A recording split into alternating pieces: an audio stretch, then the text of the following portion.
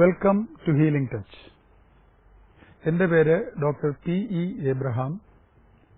ഞാൻ കോട്ടയത്തും എറണാകുളത്തും പ്രാക്ടീസ് ചെയ്യുന്ന ആസ്മ അലർജിയുടെ ഒരു സ്പെഷ്യലിസ്റ്റാണ്.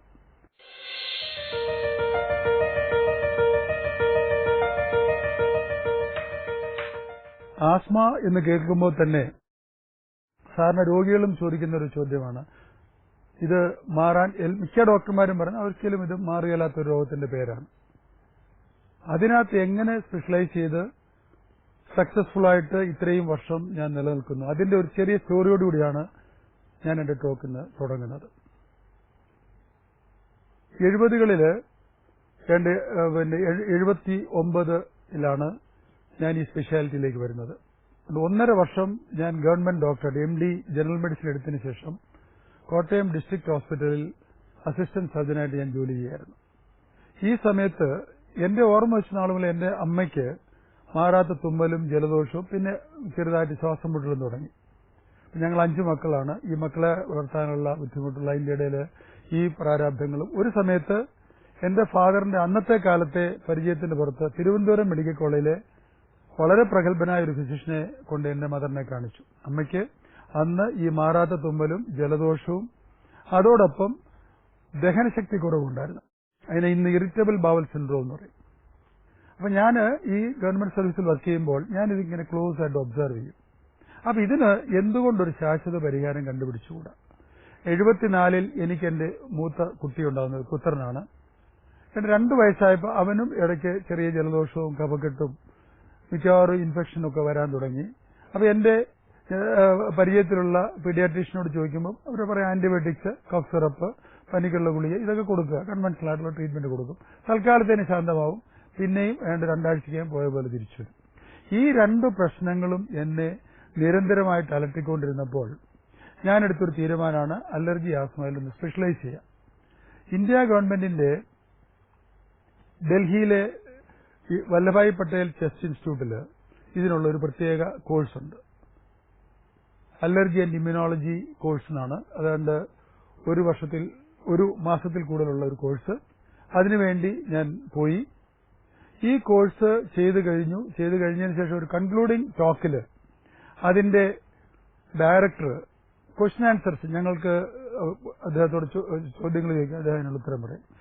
അപ്പോൾ ഈ അലർജി ടെസ്റ്റ് ചെയ്ത് കണ്ടുപിടിച്ചിട്ട് അതിനുള്ള വാക്സിൻ കൊടുക്കുന്ന ഒരു ചികിത്സയാണ് അവിടെ പ്രധാനമായിട്ടും പഠിപ്പിക്കുന്നത്. അപ്പൊ ഇതിന്റെ സക്സസ് റേറ്റിനെ പറ്റി ചോദിച്ചപ്പോൾ അദ്ദേഹം പറഞ്ഞത് ഒരു 10 to 20% മാത്രം ഒരു സക്സസ് കിട്ടും, അതും ലോങ് ലാസ്റ്റിംഗ് ആയിട്ട് നിൽക്കണമെന്നില്ല. ഇതെന്നിൽ വല്ലാത്തൊരു നിരാശാബോധം ഉണ്ടാക്കി. അലോപ്പതി വൈദ്യശാസ്ത്രം മാത്രം പഠിച്ച എനിക്ക് അന്ന് ഒരു ഉൾവിളി പോലെ തോന്നി, എന്തുകൊണ്ട് മറ്റുള്ള വൈദ്യശാസ്ത്ര മേഖലകളും കൂടി പഠിച്ചുകൂടാ? കാരണം നമ്മുടെ ഉദ്ദേശം ഒരു നല്ല ഭിഷഗ്വരനാകുക എന്നുള്ളതാണ്. വരുന്ന രോഗിക്ക് പൂർണ്ണമായ ഒരു തൃപ്തികരമായ ഒരു രോഗവിമുക്തിയും അതിനുശേഷം അവർക്ക് പൂർണ്ണ ആരോഗ്യത്തിലേക്കുള്ള ഒരു തിരിച്ചുപോക്കും കൊടുക്കുക എന്നുള്ളതായിരുന്നു അന്നും എന്റെ ലക്ഷ്യം. ഈ ആരോഗ്യത്തിലേക്കുള്ള തിരിച്ചുപോക്ക് പറയുമ്പോൾ അവിടെയും എനിക്കൊരു പ്രത്യേകതയുണ്ട്. കാരണം ഞാൻ 15 വയസ്സ് മുതൽ ബോഡി ബിൽഡിംഗ്, അന്ന് ഞങ്ങളുടെ ഗ്രാമത്തിൽ ഉള്ളൊരാൾക്ക് മിസ്റ്റർ കേരള പട്ടം കിട്ടി. അതിനോട് ആകർഷണമായിട്ട് അദ്ദേഹത്തിന്റെ കൂടെ ഞാനും ബോഡി ബിൽഡിംഗ് 15 വയസ്സ് മുതൽ തുടങ്ങി. അപ്പം ഹെൽത്തിനോട് അന്നും എനിക്കൊരു വലിയ താല്പര്യമുള്ള വിഷയമാണ്. കഫം എന്ന് പറയുന്നത് എന്തുകൊണ്ടുണ്ടാകുന്നു, അത് ഭക്ഷണമായിട്ടുള്ള ലിങ്കിങ് എന്താണ്, അതിന് ആയുർവേദ ബുക്സും എന്നെ കുറെ സഹായിച്ചിട്ടുണ്ട്. അങ്ങനെ അതിനെപ്പറ്റി പഠിക്കുകയും അതിനെപ്പറ്റി വളരെയധികം ഡീറ്റെയിൽ ആയിട്ട് പോവുകയും ചെയ്തപ്പോൾ ഒരു വലിയ അതിശയകരമായ ചില കണ്ടുപിടുത്തങ്ങൾ എനിക്ക് നടത്തുവാൻ, റിസർച്ച് എന്ന് പറയുന്നത് വലിയ ഗാഡ്ജറ്ററീസ് ഒന്നും ആവശ്യമില്ല, നമ്മൾ നിരന്തരം ഒബ്സർവ് ചെയ്തുകൊണ്ടിരിക്കുക. അതിൽ നിന്ന് നമുക്ക് നിരന്തരമായിട്ടുള്ള ഒബ്സർവേഷൻ കൂടി കിട്ടുന്ന ആ അറിവിനെ വരും കാലങ്ങളിലുള്ള പുതിയ രോഗികൾക്ക് എങ്ങനെ നമുക്ക് കൊടുത്ത് അവർക്ക് കൂടുതൽ പ്രയോജനപ്രദമായ സിമ്പിളായിട്ടും കംപ്ലീറ്റ് ആയിട്ടും ഹാംലെസ്സുമായിട്ടുള്ള ചികിത്സാ രീതി ഡെവലപ്പ് ചെയ്യാം.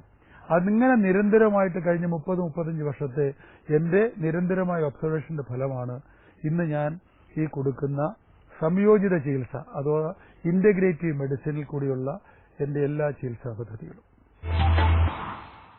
സംയോജിത ചികിത്സയുടെ കാതൽ എന്ന് പറയുന്നത് പറ്റുന്ന അത്രയും ചികിത്സാരീതികൾ, പ്രത്യേകിച്ച് ഇത് ഏറ്റവും കൂടുതൽ പ്രയോജനം ചെയ്യുന്നത് അലോപ്പതി വൈദ്യശാസ്ത്രം പഠിച്ചവർക്കാണ്. കാരണം അലോപ്പതി വൈദ്യശാസ്ത്രത്തിന്റെ അത്രയും മനുഷ്യ ജീവിതത്തിന്റെ മനുഷ്യന്റെ പ്രവർത്തനങ്ങൾ, മനുഷ്യ ശരീരത്തിന്റെ പ്രവർത്തനങ്ങളുടെ, മനസ്സിന്റെ വികാരങ്ങളുടെ, നമ്മുടെ എല്ലാ അവയവങ്ങളുടെ പ്രവർത്തനങ്ങളുടെ അന്തരങ്ങളിലേക്ക് പോകുന്ന വേറൊരു ചികിത്സാ രീതിയും ഇതുവരെ എന്റെ പരിചയത്തിൽ വന്നിട്ടില്ല. അത് അലോപ്പതി വൈദ്യശാസ്ത്രമാണ് ഇതിന്റെ ബാക്ക് ബോൺ എന്ന് പറയുന്നത്. അതിനകത്ത് MD എടുക്കുവാൻ എനിക്ക് സാധിച്ചു, അലർജിയിൽ സ്പെഷ്യലൈസ് ചെയ്യാൻ എനിക്ക് സാധിച്ചു. MD ജനറൽ മെഡിസിൻ ഫിസിഷ്യനാണ് ഞാൻ. അപ്പൊ ആ അറിവിന്റെ വെളിച്ചത്തിൽ മറ്റുള്ള ചികിത്സ, ആഡിങ് മോർ ഫെതേഴ്സ് എന്ന് ഞാൻ പറയുന്നതിന്, ഇതിന്റെ വെളിച്ചത്തിൽ കൂടുതൽ എനിക്ക് പഠിക്കാൻ, യോഗ പഠിച്ചു, അതിന് ചികിത്സാ രീതിയായിട്ട് തന്നെ പഠിച്ചു. അതുകൂടാതെ ലണ്ടനിൽ പോയിട്ട് ഹോമിയോപ്പതിയിൽ ഒരു ഡിഗ്രി എനിക്ക് എടുക്കുവാൻ സാധിച്ചു. കൂടാതെ അവിടെ വെച്ച് തന്നെ ലണ്ടനിൽ തന്നെ ഡയറ്ററി മാനേജ്മെന്റിൽ കുറച്ച് അഡ്വാൻസ് ആയിട്ടുള്ള പഠനം നടത്തുവാൻ കഴിഞ്ഞു.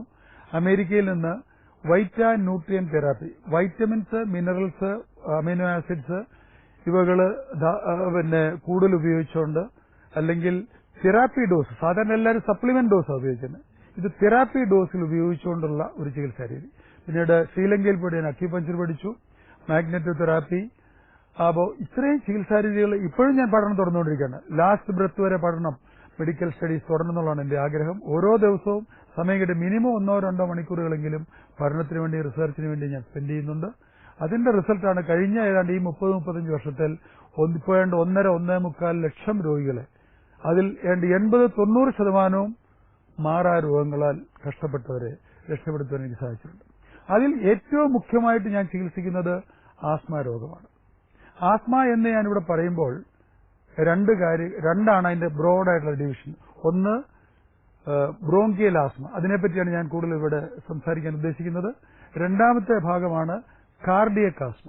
കാർഡിയക് ആസ്മ എന്ന് പറയുന്നത് കാർഡിയോളജിസ്റ്റുകൾ ഡീൽ ചെയ്യുന്നതാണ്. അതിനെപ്പറ്റി അല്പം പറയാം.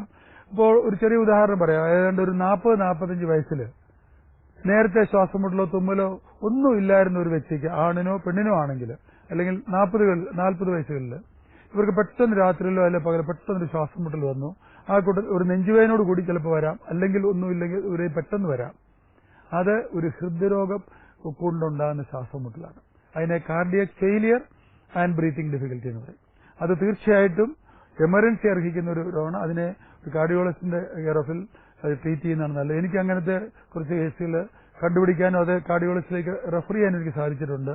അതുപോലെ തന്നെ ഹൃദയത്തിന്റെ വാൽവിനുണ്ടാകുന്ന രോഗങ്ങൾ, ഹൃദയത്തിന്റെ പേശികളിലുണ്ടാകുന്ന രോഗങ്ങളുടെ പേര് കാർഡിയോമയോപ്പതി എന്ന് പറയുന്ന രോഗങ്ങളൊക്കെ ഉണ്ട്.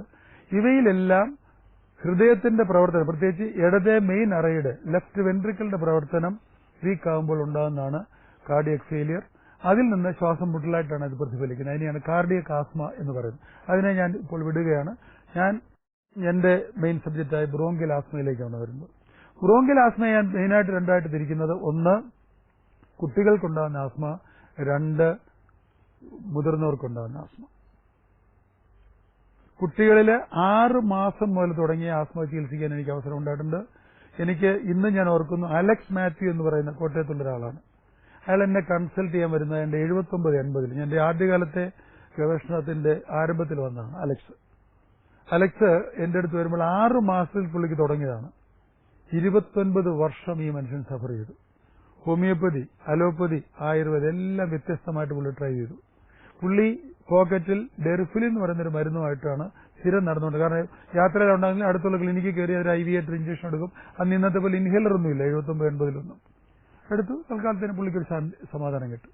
ഇയാളെ എന്റെ അടുത്ത് കൊണ്ടുവരുന്ന പുള്ളിയുടെ അങ്കിള് ഒരു നമ്മുടെ കോട്ടയത്തുള്ളൊരു കോളേജിലെ കൊമേഴ്സിന്റെ പ്രൊഫസറായിരുന്നു. അപ്പൊ ആ ഇടയ്ക്ക് ഞാൻ ഇതിനെപ്പറ്റി എന്റെ ഒരു ലേഖനമൊക്കെ ഒന്ന് മനോരമയിൽ വന്നപ്പോഴത്തേന് പുള്ളിയുടെ ജിജ്ഞാസ കൊണ്ട് എന്നോട് പറഞ്ഞു, ഡോക്ടറെ ഇങ്ങനെയാണ് വളരെ എല്ലാവരും ഉപേക്ഷിച്ചിട്ടിരിക്കുന്നത്, എന്തെങ്കിലും ചെയ്യാൻ ഇത് കൊണ്ടുവരാൻ പറഞ്ഞു. ഇന്നും എന്റെ ഒരു അപ്രോച്ച് അറിയാം. ഏറ്റവും ടഫായിട്ടുള്ള കേസ് എടുക്കാനാണ് എനിക്ക് ഏറ്റവും താല്പര്യം. അതിനകത്താണ് നമ്മൾ കോൺട്രിബ്യൂഷൻ കൊടുക്കേണ്ടത്. അങ്ങനെ അലക്സിനെ കൊണ്ട് എന്റെ അടുത്ത് വരുന്നു. ഏതാണ്ട് 1 വർഷം കൊണ്ട് പുള്ളിയെ ഞാൻ ട്രീറ്റ് ചെയ്യുന്നു. അന്ന് ട്രീറ്റ് ചെയ്യുമ്പോഴത്തേന് ഒരു 3 മാസം 2 മാസം കഴിഞ്ഞ് പുള്ളിക്ക് ഒരു അറ്റാക്ക് വന്നു. അന്നേരം ഞാൻ അങ്ങനെ വരുമ്പോൾ ഞാൻ അത്യാവശ്യത്തിന് അലോപ്പതി എടുത്തോളൂ, അതിനകത്ത് പ്രശ്നമൊന്നുമില്ല. നമ്മുടെ ചികിത്സയുടെ ഉദ്ദേശം ഇത് ശാശ്വതമായിട്ട് മാറ്റിക്കൊടുക്കുക എന്നുള്ളതാണ്. അവരൊരു പുതിയ ഹെൽത്തി ലൈഫിലേക്ക് ട്രാൻസ്ഫർ ചെയ്യുക എന്നുള്ളതാണ്. അതാണ് എന്റെ ലക്ഷ്യം. എല്ലാവരും ഇന്ന് ആഗ്രഹിക്കുന്നത് പൂർണ്ണ ആരോഗ്യമാണ്. ഇന്ന് അത് ആർക്കും കിട്ടുന്നില്ല. കുറച്ച് ജീവിതം നമുക്ക് കിട്ടുന്നുണ്ട്, നമ്പർ ഓഫ് ഇയേഴ്സ്, പക്ഷെ പൂർണ്ണമായിട്ടുള്ള ആരോഗ്യത്തോടുകൂടിയുള്ള ഒരു ലൈഫ് ഇന്ന് പലർക്കും ഒരു സ്വപ്നമാണ്. ഇന്ന് ഞാൻ ഇങ്ങോട്ട് വരുമ്പോൾ ഒരു പീഡിയാട്രീഷ്യൻസിന്റെ ഒരു കോൺഫറൻസിന്റെ റിപ്പോർട്ട് ഞാൻ വായിക്കാനിടയായി. അതിനകത്ത് ഇവര് കൊതുക് തിരി കത്തിക്കുന്നതിൽ നിന്നൊക്കെയാണ് ആസ്മ ഉണ്ടാകുന്നത് പറഞ്ഞത്. ആളുകളെ പേടിപ്പിക്കുന്ന ഒരു ന്യൂസാണ്. ഞാൻ പൂർണ്ണമായിട്ടും അതിനോട് വിയോജിക്കുകയാണ്. കാരണം ഇവരെല്ലാവരും തോക്കുന്ന കേസുകളിലാണ് ഞാൻ കൂടുതൽ വിജയിക്കുന്നത്. എന്റെ ഏറ്റവും വലിയ കണ്ടുപിടുത്തം ഈ കേസിനെ ഞാൻ നിയന്ത്രിക്കുന്നത് ആഹാര നിയന്ത്രണത്തിൽ കൂടിയാണ്. അതിനെപ്പറ്റി കാര്യമായി ഒരു ടെക്സ്റ്റ് ബുക്കിലും ഒരു വിഭാഗം ആയുർവേദത്തിൽ പോലും പറഞ്ഞിട്ടില്ല. കാരണം ആയുർവേദ ഡോക്ടേഴ്സ് എന്റെ അടുത്ത് ചികിത്സയ്ക്ക് വന്നിട്ടുണ്ട്. ഒരെണ്ണത്തിനകത്തും അത് പറഞ്ഞിട്ടില്ല. അപ്പൊ ഞാൻ കണ്ടുപിടിച്ച അതിലേക്ക് അല്പം വിശദമായിട്ട് ഇവിടെ ഞാൻ സംസാരിക്കാൻ ആഗ്രഹിക്കുകയാണ്.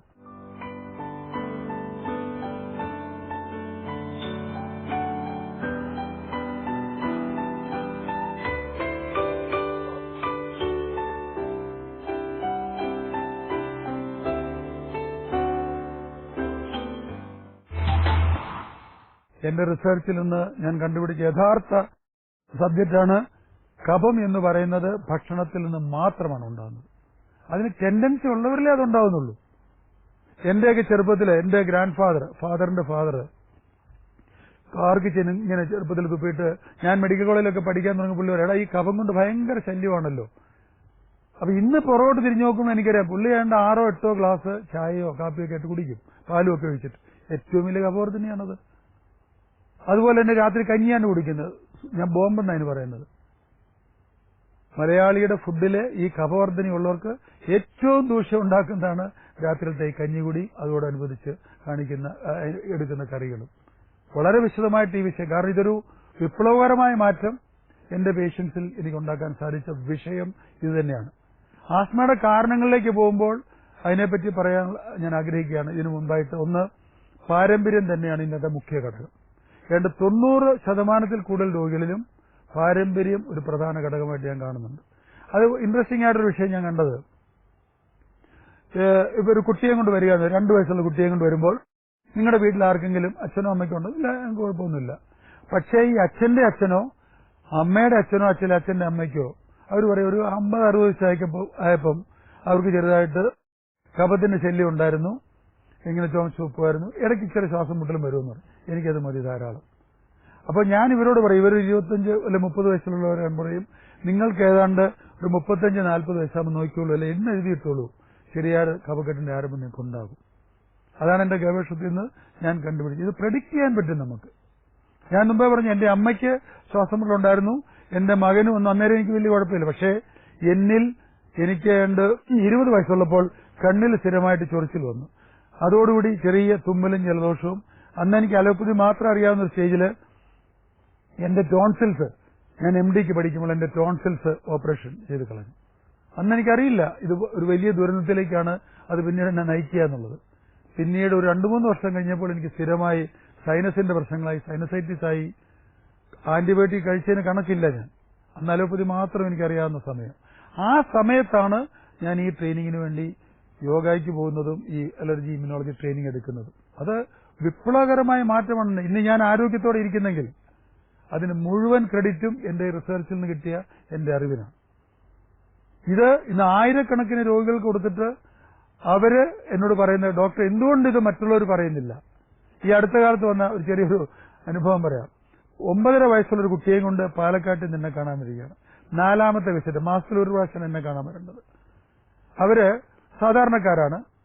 അവര് വന്നപ്പോ പറയാ, ഒരു കണ്ണീരോടുകൂടിയാണ് ഈ അമ്മ ചോദിക്കുന്നത്, ഡോക്ടറെ എന്തുകൊണ്ട് ഈ 9 വർഷവും ഞങ്ങൾ ഡോക്ടറെ അറിഞ്ഞില്ല? കാരണം ഈ 9 വർഷവും ഈ കുട്ടി ഈ ശ്വാസം മുട്ടലും തുമ്മലും കൊണ്ട് സഫർ ചെയ്യാണ്. പല പ്രാവശ്യം ഈ കുട്ടിയെ കൊണ്ട് അഡ്മിറ്റ് ചെയ്യുന്നു. ഒരാൾക്കും അതിനുള്ള കാരണം ഓരോ പ്രാവശ്യം അഡ്മിറ്റ് ചെയ്യുമ്പോഴും എക്സ്റേ എടുക്കുക, അല്ലെങ്കിൽ ടെസ്റ്റുകൾ ചെയ്യും, ആന്റിബയോട്ടിക്സ് കൊടുക്കും. ഇതാണ് കൺവെൻഷണൽ ട്രീറ്റ്മെന്റ് എന്ന് പറയുന്നത്. ഞാൻ ചോദിക്കുന്നത്, ചോദിക്കുന്നത് വൈ ആൻഡ് ഹൗ. ഒരു സാധാരണ ഡോക്ടർ വൈ ആൻഡ് ഹൗ എന്ന് ചോദിച്ചാൽ അതൊരു റിസർച്ചിന്റെ ഭാഗമാകും, ഒരു സയന്റിസ്റ്റ് ആകാം. കാരണം why this disease is not cured, എന്തുകൊണ്ട് ഈ രോഗം റിപ്പീറ്റഡ് ആയിട്ട് വരുന്നു, ഇതിനെ ക്യൂർ ആക്കാൻ പറ്റുന്നില്ല? അതിനൊരു റീസൺ ഉണ്ട്. അത് നമ്മുടെ കഴിവിന്റെ, അല്ലെങ്കിൽ നമ്മൾ പഠിച്ച ശാസ്ത്രത്തിൽ മാത്രം നോക്കി ചിലപ്പോൾ അത് കിട്ടുകയില്ല. How best I can cure him or her, എങ്ങനെ അതിനുള്ള മെത്തഡോളജിയാണ് ഈ സംയോജിത ചികിത്സയിൽ കൂടി ഞാൻ കണ്ടുപിടിക്കുന്നത്. ഇത് പ്യുവർ റിസർച്ച് തന്നെയാണ്. ഞാൻ ഈ അടുത്ത കാലത്ത് ഒരു വർഷത്തിന് മുമ്പ് എന്നെ ഒരു മെഡിക്കൽ യൂണിവേഴ്സിറ്റിയിൽ, അത് കർണാടകയിലാണ്, കേരളത്തിൽ ആരും വിളിച്ചിട്ടില്ല, കർണാടകയിൽ ഒരു മെഡിക്കൽ യൂണിവേഴ്സിറ്റിയിലെ വൈസ് ചാൻസലറിനെ ഇൻവൈറ്റ് ചെയ്തു ഒരു ടോക്കിന്. ഇതാണ് സബ്ജക്ട്. ഞാൻ അവരോട് കൺക്ലൂഡ് ചെയ്ത് പറഞ്ഞപ്പോൾ ഞാൻ ഒരു വലിയ ഒരു ഫൈൻഡിങ് ഞാൻ നടത്തിയിട്ടുണ്ട്. ഇതിന്റെ ത്രെഡ് നിങ്ങൾക്ക് ഞാൻ വേണം തരാം. നിങ്ങൾക്കിത് ഡെവലപ്പ് ചെയ്തിട്ട് ഏതറ്റം വരെ വേണേലും ഇതിനകത്ത് പോകാം. ആഗോളതലത്തിൽ ഒരു വിപ്ലവം. കാരണം ഇന്ന് കുട്ടികളുടെ ചികിത്സയിൽ ഏറ്റവും കൂടുതൽ ആന്റിബയോട്ടിക്സ് അവർക്ക് കൊടുക്കുന്നത് അടുപ്പിച്ചുണ്ടാകുന്ന ഈ കഫക്കെട്ടും അതോടനുബന്ധിച്ചുള്ള ന്യൂമോണിയ അല്ലെങ്കിൽ ശ്വാസമുട്ടൽ ഇതിനു വേണ്ടിയിട്ടാണ്. പറഞ്ഞറിയിക്കാൻ ഓൾ ഓവർ ദ വേൾഡ് കുട്ടികളുടെ ദിവസങ്ങൾ എത്രയാണ് ഇതിനു വേണ്ടി പോകുന്നത്. അപ്പോൾ ഞാൻ പറഞ്ഞു വരുന്നത്, ഈ കഫത്തെ നിയന്ത്രിച്ച് കഫത്തിനൊരു പരിഹാരമാണ് ഞാൻ ഏറ്റവും പ്രധാനമായിട്ട് കണ്ടത്. കഫക്കെട്ട് വരുമ്പോൾ ശ്വാസകോശ കൊള്ളുകളിൽ നീര് വരും, അതോടൊപ്പം ശ്വാസകോശ കൊള്ളുകളുടെ പുറത്തൊരു മസിലുണ്ട്, ഇത് ചുരുങ്ങുകയും ചെയ്യും. ഈ 3 മെക്കാനിസം, കഫം, അകത്തുള്ള നീർക്കെട്ടല്, മൂന്നാമത് ഈ പേശികളുടെ ചുരുക്കം, ബ്രോങ്കോസ്പാസം, ഈ 3 മെക്കാനിസം കൊണ്ടാണ് ഒരു ആസ്മാറ്റിക് ആകുന്നത്. നമ്മൾ ഇൻഹേലർ എടുക്കുന്നു, അല്ലെങ്കിൽ താൽക്കാലികമായിട്ടൊരു സിറപ്പ് കൊടുക്കുന്നു, ടെമ്പററി ആയിട്ടൊരു താൽക്കാലികമായിട്ടൊരു ശമനമേ അവിടെ കിട്ടുന്നുള്ളൂ. അപ്പോൾ ഏത് വെബ്സൈറ്റ് ആസ്മയെപ്പറ്റി തുറന്നാലും ആഗോളതലത്തിൽ പറയുന്നത് എന്താണെന്നറിയാമോ? Asthma is not curable, it is only manageable. ഇത് താൽക്കാലികമായിട്ട് മാത്രമേ ഇത് ശരിയാക്കാനൊക്കെ ഉള്ളൂ. എന്റെ വെബ്സൈറ്റിൽ ആസ്മയെപ്പറ്റി പറയുന്നത് asthma is curable provided the patient corporates. എന്നെ കൺസൾട്ട് ചെയ്യാൻ വരുമ്പോൾ ഇപ്പോൾ സ്ട്രിക്റ്റ് ആയിട്ട് എന്റെ ഓഫീസിൽ പറയും, ഡോക്ടർ പറയുന്ന പഥ്യ ചിട്ടകൾ നോക്കാൻ പറ്റുമോ, പറ്റുന്നില്ലെങ്കിൽ ഇവിടെ രജിസ്റ്റർ ചെയ്യേണ്ട ആവശ്യമില്ല. 2, മദ്യപാനികളെ ഞാൻ എടുക്കാറില്ല. 3, പുകവലിക്കാരെ ഞാൻ ചികിത്സിക്കാറില്ല. സ്ട്രിക്റ്റ് റൂളാണ്. കാരണം നിങ്ങളുടെ ആരോഗ്യത്തിൽ നിങ്ങൾക്ക് താല്പര്യമില്ലെങ്കിൽ വെറുതെ എന്റെ സമയവും എന്നെ ബുദ്ധിമുട്ടിച്ചിട്ട് കാര്യമില്ല. നിങ്ങളുടെ ഫീസും എനിക്ക് ആവശ്യമില്ല. ആ കാര്യത്തിൽ സോളിഡ് ആയിട്ടുള്ള കാര്യം ഞാൻ പറയുന്നത്. കാരണം നിങ്ങളുടെ ആരോഗ്യം നിങ്ങൾ താല്പര്യമാണ്. ഞാൻ നിങ്ങൾക്കൊരു പുതിയ അറിവാണ് ഞാൻ തരുന്നത്. കാരണം ഇത് ക്യൂറബിൾ ആണ്. നോട്ട് ഓൺലി ക്യൂറബിൾ എന്നല്ല, പുതിയൊരു തലത്തിലേക്ക്, നിങ്ങൾക്കൊരു പൂർണ്ണ ആരോഗ്യത്തിലേക്ക്, enjoy life with optimum health എന്ന് ഞാൻ പറയുന്നത്. പൂർണ്ണ ആരോഗ്യത്തോടെ നിങ്ങൾക്ക് ജീവിതത്തെ ആഘോഷമാക്കി മാറ്റാം. ഇന്ന് മലയാളിക്ക് പറ്റിയ കുഴപ്പം എന്താണ്? എല്ലാവരോടും പറയും, തീറ്റിയാണ് ഇവിടുത്തെ ആഘോഷം. എന്ത് ഫംഗ്ഷൻ വെച്ചാലും എന്ത് വന്നാലും ഭക്ഷണത്തോട് തുടങ്ങുന്നു, ഭക്ഷണത്തോട് തീരുന്നു. എന്തുമാത്രം വേസ്റ്റ്, എന്തുമാത്രം ഇൻസൾട്ടാണ് നമ്മുടെ ശരീരത്തിന് നമ്മൾ കൊടുക്കുന്നത്. ഇന്ന് കേരളത്തിലെ സംസ്കാരം എന്താണ്? ഭക്ഷണം, ഭക്ഷണം, ഭക്ഷണം. എങ്ങനെ ഇതിനെ ഏത് ചാനൽ തുറന്നാലും 1 മണിക്കൂറെങ്കിലും അതിനകത്ത് പ്രിപ്പറേഷൻ, അത് ഒരു സ്പെഷ്യൽ ഒരു സോസ് ആഡ് ചെയ്യുന്നു, ഒരു അല്പം ഉപ്പ് കുറയ്ക്കുന്നു, കൂട്ടുന്നു, ഇതിനെപ്പറ്റിയുള്ള ടോക്കേ ഉള്ളൂ.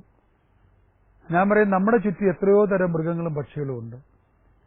ചെണ്ടിപ്പട്ടിക്കായിരിക്കും ഏറ്റവും കുറവ് രോഗം വരുന്നത്. വീട്ടിൽ വളർത്തുന്ന പട്ടിക്ക് രോഗം കൂടുതലാണ്. ഞാൻ എക്സാമ്പിൾ പറയാറുണ്ട്. കാരണം വീട്ടിൽ വളർത്തുന്ന പട്ടിക്ക് നമ്മൾ കഴിക്കുന്ന ഭക്ഷണം അവർക്ക് കൊടുക്കും. ഇതിന്റെ എല്ലാം പരിണിത ഫലം അതുങ്ങളും രോഗികളാകുകയാണ്. ഞാനൊരു സെന്റൻസ് ഇംഗ്ലീഷ് പറയാറുണ്ട്, the quality and quantity of the fuel decide the performance of any engine and this applies to human machine also. ഓരോ രോഗത്തെപ്പറ്റിയും പറയുമ്പോൾ അതിനെന്തെല്ലാം ലൈഫ് സ്റ്റൈൽ കറക്ഷൻസ് നമ്മൾ കൊടുക്കണം. ഭക്ഷണം ഇവിടെ മരുന്നാണ്. പ്രധാന മരുന്നും ഭക്ഷണമാണ്. Your food is your medicine and medicine is your food. ഇതാണ് എന്റെ ചികിത്സയുടെ ഫിലോസഫി തന്നെ. ഭക്ഷണ നിയന്ത്രണം പാലിക്കാത്തവരെ എടുക്കുക പോലുമില്ല ചികിത്സയ്ക്ക്. ആ ലെവൽ എന്നെ ബുദ്ധിമുട്ടിക്കരുത് മാത്രമേ ഞാൻ ഇപ്പോൾ രോഗികളോട് പറയുള്ളൂ. നിങ്ങൾക്ക് അനുസരിക്കാൻ പറ്റില്ല, എന്നെ വെറുതെ ബുദ്ധിമുട്ടിക്കണം. ഇതുപോലെ തന്നെ ഈ അവസരത്തിൽ പറയേണ്ട ഒരു കാര്യം, ന്യൂമോണിയ കുട്ടികൾക്ക് ചെറുപ്പത്തിൽ വന്നാൽ, പ്രത്യേകിച്ച് ബ്രോങ്കോ ന്യൂമോണിയ, ഓർത്തോളൂ, ആ കുട്ടിയുടെ പ്രതിരോധ ശക്തി ശ്വാസകോശത്തിൽ വളരെ വീക്കാണ്. ആ കുട്ടിക്ക് ആസ്മ വരാൻ ഫ്യൂച്ചറിൽ ചാൻസ് ഏതാണ്ട് 90%. ഒന്നിൽ കൂടുതൽ ന്യൂമോണിയ വന്നാൽ ഷുവറാണ് ആ കുട്ടിക്ക്. അപ്പൊ അങ്ങനെയുള്ള കുട്ടികളുടെ ഫാമിലീസിലൂടെ ഞാൻ ചോദിക്കും, അപ്പനോ അച്ഛനോ അമ്മയ്ക്കോ അല്ലെങ്കിൽ മുത്തച്ഛനോ ഉണ്ടെങ്കിൽ അവർ വേണേൽ ഓൾമോസ്റ്റ് ഷുവറാണത് ആ കുട്ടിക്ക് ഭാവിയിൽ ആസ്മ വരാനുള്ള ചാൻസ്. പക്ഷേ ആ കുട്ടിയെ പ്രിവെന്റ് ചെയ്യാൻ നമുക്ക് ചിട്ടകൾ പാലിച്ചുകൊണ്ട്, കഫത്തിന്റെ ഉൽപാദനം കുറച്ചുകൊണ്ട്, ഇൻഫെക്ഷന്റെ റേറ്റ് കുറച്ചുകൊണ്ട്, ബോഡിയുടെ ഇമ്മ്യൂണിറ്റി, അതിനാണ് നമ്മൾ വൈറ്റമിൻസ് നല്ല അളവിൽ കൊടുക്കുന്നത്. ബോഡിയുടെ ഇമ്മ്യൂണിറ്റിയെ ബൂസ്റ്റ് ചെയ്യുക. രോഗപ്രതിരോധ ശക്തിയുടെ കുറവാണ്, ജന്മനാൽ തന്നെയുള്ളൊരു കുറവാണ് അലർജിയുടെ ബേസിസ്. ഞാൻ പറയാം, അലർജി എന്നുള്ളത് കോമൺ മാൻസ് വേർഡാണ്. ഇതിന്റെ യഥാർത്ഥ പേര് immunological deficiency or immunological disturbance. ഇന്ന് അമേരിക്കനിലെ ഒരു ലിറ്ററേച്ചറിൽ ഞാൻ വായിച്ചു, 80-85% മാറാരോഗങ്ങളും ഈ രോഗപ്രതിരോധ ശക്തിയുടെ ഡിസ്റ്റർബൻസിനെ ബേസ് ചെയ്താണ് ഉണ്ടാകുന്നത്. അപ്പൊ അതിനെയൊക്കെ സംബന്ധിച്ചിട്ട് ഞാൻ വേറെ ടോക്കിൽ പറയാം. അത് വളരെയധികം കാതലായൊരു വിഷയമാണ്. എന്തെല്ലാം രോഗങ്ങൾ ഇതുമായിട്ട് കണക്ട് ചെയ്ത് കിടക്കപ്പെടുന്നു. ഇന്ന് നമ്മുടെ മെയിൻ വിഷയം ആസ്മയെ പറ്റിയാണ്. അപ്പൊ ആസ്മ ഒരു എന്റെ അടുത്ത് വരുന്ന പ്രത്യേകിച്ച് വളരെ മുതിർന്ന കേസുകൾ COPD എന്നൊക്കെ പറയുന്ന അതിന്റെ ഒരു കോംപ്ലിക്കേറ്റഡ് സ്റ്റേജാണ്. അല്ലാത്ത 90-95% കേസുകളും ക്യൂറബിൾ ആണ്. ഫസ്റ്റ് വിസിറ്റ് തന്നെ ഞാൻ ഇവരോട് പറയും, നിങ്ങളുടെയിലാണ് അതിന്റെ താക്കോലിരിക്കുന്നത്, നിങ്ങളത് കറക്റ്റായിട്ട് തിരിച്ചാൽ ഞാനത് ക്യൂർ ചെയ്ത് തരാം. ആൻഡ് ഇപ്പൊ കുട്ടികൾക്കൊക്കെ ഒരു റഫ്ലി 1 വർഷമൊക്കെ നോക്കിയാൽ മതി. ഞാൻ അതിനിവിടെ ഒരു ഉദാഹരണം പറയാം. എന്റെ തൊലിപ്പുറത്തൊരു വ്രണമുണ്ടെന്ന് സങ്കല്പിക്കുക. വ്രണം ഒരു വലിയ വ്രണമാണ്. ഈ വ്രണം ആക്റ്റീവായിട്ട് നിൽക്കുമ്പോൾ ഞാൻ കുറച്ച് ചെളിയും അഴുക്ക് സാധനങ്ങളും എല്ലാം അവിടെ പുരട്ടി കഴിഞ്ഞാൽ ഇവിടെ ഇൻഫെക്ഷൻ വന്നുകൊണ്ടിരിക്കും. ഇൻഫെക്ഷന്റെ ഡിഗ്രി അത്രേ ഉള്ളൂ. എവിടെ ഒരു മുറിവുണ്ടോ അവിടെ രോഗാണുക്കൾ മൾട്ടിപ്ലൈ ചെയ്യും. എന്ന് പറയുന്നത് ശ്വാസകോശ കുഴലുകളുടെ ഭിത്തിയിൽ നമ്മുടെ വായിലെ തൊലി പോലത്തെ ഒരു ലൈനിങ് ഉണ്ട്. ഇതിനെ മ്യൂക്കസ് മെംബ്രെയിൻ എന്ന് പറയും. അവിടെയും വ്രണങ്ങളാണ് ഉണ്ടാകുന്നത്. അപ്പൊ ഈ വ്രണങ്ങളില് രോഗാണുക്കൾ പ്രവർത്തിക്കുമ്പോഴാണ് ഇൻഫെക്ഷൻ എന്ന് പറയുന്നത്. ആ രോഗാണുക്കൾ പ്രവർത്തിക്കുന്നതിൽ അതിനെ ഏറ്റവും കൂടുതൽ ഹെൽപ്പ് ചെയ്യുന്നത് ഫുഡിൽ നിന്നുണ്ടാകുന്ന കഫമാണ്. ഇത് ഓൾമോസ്റ്റ് ഒരു മെഡിക്കൽ സയൻസ് ഇത്രയും ക്രിസ്റ്റലായിട്ട് എഴുതി വെച്ചിട്ടില്ല. എന്റെ പുസ്തകത്തിൽ ഞാൻ എഴുതി കൊടുത്തിട്ടുണ്ട്. അതാണ് രോഗികൾ എന്നോട് അതിശയത്തോടെ ചോദിക്കാറുണ്ട്, ഓക്കെ എന്തുകൊണ്ടാണ് ഇത് മറ്റുള്ളവർ പറഞ്ഞുതരാത്തത്? ഇത് വളരെ ഏറ്റവും കാതലായ വിഷയമാണ് ഞാനിപ്പോൾ ഈ പറയുന്നത്. അതായത് കഴിക്കുന്ന ഭക്ഷണത്തിൽ നിന്ന് പ്രത്യേകിച്ച് ചില ഭക്ഷണങ്ങൾ, അത് ഞാൻ ഇതിന് ശേഷം പറയാം ഏതൊക്കെ ഭക്ഷണങ്ങളാണ് പ്രധാനമായിട്ട്. ആ ഭക്ഷണത്തിൽ നിന്നുണ്ടാകുന്ന കഫം ഈ ചെളി പോലെ ഈ അകത്തെ വർണ്ണത്തിൽ വർക്ക് ചെയ്യുകയും അവിടെ രോഗാണുക്കൾ അതിശക്തിയായിട്ട് വർദ്ധിക്കുമ്പോഴാണ് ബ്രോങ്കൈറ്റിസ് എന്ന് പറയുന്ന രോഗം ഉണ്ടാകുന്നത്. ബ്രോങ്കൈറ്റിസ് കുറച്ചുകൂടെ കൂടുമ്പോഴാണ് ന്യൂമോണിയ ഉണ്ടാകുന്നത്. ബ്രോങ്കൈറ്റിസ് തന്നെ ആസ്മയുടെ ചാൻസ് ഉള്ള ഒരാൾക്ക് വരുമ്പോൾ അത് ആസ്മാറ്റിക് ബ്രോങ്കൈറ്റിസ്, അതായത് ഇൻഫെക്ഷനും ശ്വാസം മുതൽ രണ്ടും കൂടെ ഒന്നിച്ചു വരും. അപ്പം ഇതാണ് അവിടുത്തെ കാതലായ മെക്കാനിസം.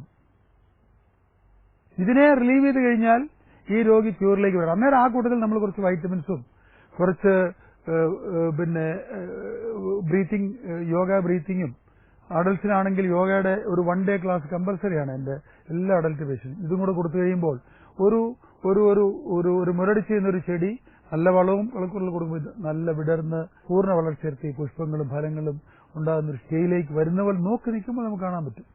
ഒറ്റ മാസം ഫസ്റ്റ് മന്തിൽ തന്നെ 30 days ആകുമ്പോൾ വരുമ്പോൾ ഇവർ തന്നെ പറയും എനർജി ഇല്ലായിരുന്നു ഡോക്ടർ, ഇപ്പൊ എനിക്ക് നല്ല എനർജി വരുന്നുണ്ട്, ഇപ്പൊ ഉന്മേഷമുണ്ട്. പലരും എന്നോട് ചോദിച്ചു എന്തുകൊണ്ടാണ് മറ്റുള്ളവർ വൈറ്റമിൻസ് കുറിച്ച് തരാത്തത്. ഞാൻ പറഞ്ഞു പലരും വൈറ്റാമിൻ ന്യൂട്രിയൻ തെറാപ്പി എന്നാണ് ഞാൻ പറയുന്നത്. ഇതൊരു സപ്ലിമെന്റ് അല്ല. അമേരിക്കയിൽ അതിപ്രശസ്തനായ ഒരു കാർഡിയോളജിസ്റ്റ്, ഫിസിഷ്യന് കഴിഞ്ഞിട്ടുണ്ട് കാർഡിയോളജിസ്റ്റ്, അത് ആറ്റ്കിൻസ് എന്ന് പറയും. ആറ്റ്കിൻസ് കണ്ടുപിടിച്ചൊരു രീതിയാണിത്, വൈറ്റാമിൻ ന്യൂട്രിയൻ തെറാപ്പി. അതിനകത്താണ് അതൊരു അതിശയകരമായ, ഇന്ന് ഞാനൊരു ഇത്രയും എനർജിയിൽ ഇരിക്കുന്നുണ്ടെങ്കിൽ കാരണം ഞാനൊരു ആസ്മയുടെ ബോർഡറിൽ വരെ വന്നയാളാണ്. പലരോട് ഞാൻ പറയാറുണ്ട് എന്റെ അമ്മയിൽ നിന്ന് അതിനുള്ള പാരമ്പര്യം എനിക്ക് കിട്ടിയതാണ്. എന്റെ ടോൺസിൽ റിമൂവ് ചെയ്തു, സ്ഥിരമായിട്ട് സൈനസൈറ്റിസ് വന്നു, കഫം കൊണ്ട് എനിക്ക് ഒരു നിവൃത്തി. അപ്പോഴാണ് ഞാൻ എന്നിൽ തന്നെ കുറെ പരീക്ഷണങ്ങൾ നടത്തി. ഒരു നെഗറ്റീവ് ഫുഡ് കഴിഞ്ഞാൽ എനിക്കറിയാം. അവിടെ എനിക്കൊരു പ്രധാന കാര്യം പറയാനുള്ളത്, ആസ്മയ്ക്ക് പ്രധാനമായിട്ട് 4 കാരണങ്ങളാണുള്ളത്. ഒന്ന് പാരമ്പര്യം. 80-90% കേസുകൾ എനിക്കത് കണ്ടുപിടിക്കാൻ പറ്റാറുണ്ട്. 2 ഭക്ഷണം. എല്ലാവരും ഡസ്റ്റ് അലർജി പറയുന്നത് ഞാൻ പറയുന്ന ഭക്ഷണ രീതികളാണ്. 3 ക്ലൈമറ്റിലെ പ്രധാന ഒരു സംഗതിയായ ഹ്യൂമിഡിറ്റി, അത് ആപേക്ഷിക ആർദ്രത, അതിന്റെ മലയാളം ഹ്യൂമിഡിറ്റി, അതിനെപ്പറ്റി ഞാൻ പറയാം. 4 ഡസ്റ്റോ മറ്റുള്ള ചെറിയ ഘടകങ്ങൾ അല്ലെങ്കിൽ മാനസികമായിട്ടുള്ള ചില കോസുകൾ, എക്സസ് വറി, ഇതൊക്കെ അതിന്റെ വർദ്ധിപ്പിക്കുന്ന ഘടകങ്ങൾ. പ്രധാനമായിട്ട് പാരമ്പര്യത്തെപ്പറ്റി ഞാൻ പറഞ്ഞു. രണ്ടാമത്തെ കാര്യം ഭക്ഷണത്തെപ്പറ്റി ഒരു നല്ല അളവ്. ഏതൊക്കെ ഭക്ഷണങ്ങളാണെന്നുള്ളത് ചുരുക്കത്തിൽ ഇവിടെ പറയാം. കേരളത്തിലെ പ്രത്യേക സ്റ്റേജിൽ ഞാൻ കണ്ടിരിക്കുന്ന ഏറ്റവും പ്രധാനം, ഈ ആസ്മ ഏറ്റവും കൂടുന്ന രാത്രിയിലാണ്.